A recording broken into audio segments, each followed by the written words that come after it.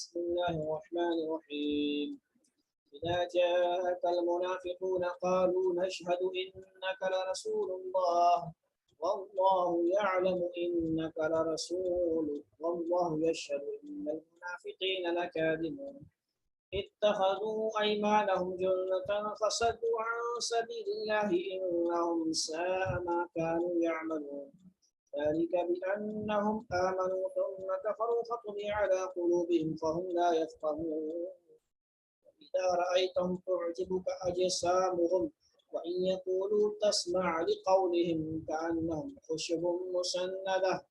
يحسبون كل صيحة عليهم هم العدو فاحذرهم قاتلهم الله أن لا يؤفكون إذا قيل لهم تعالوا يستغفر لكم رسول الله لووا رؤوسهم ورأيتهم يصدون وهم مستكبرون سواء عليهم أستغفرت لهم أم لم تستغفر لهم لن يغفر الله لهم إن الله لا يهدي القوم الفاسقين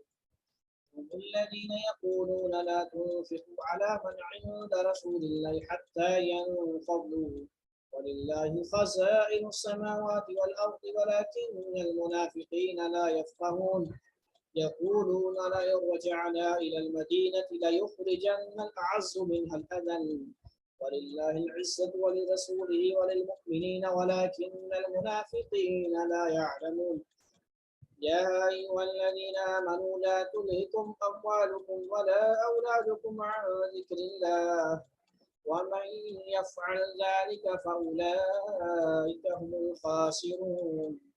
وأنفقوا مما رزقناكم من قبل أن يأتي أحدكم الموت فيقول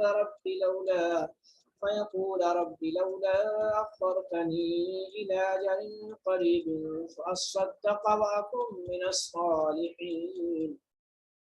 ولن يؤخر الله نفسا إذا جاء أجلها والله خبير بما تعملون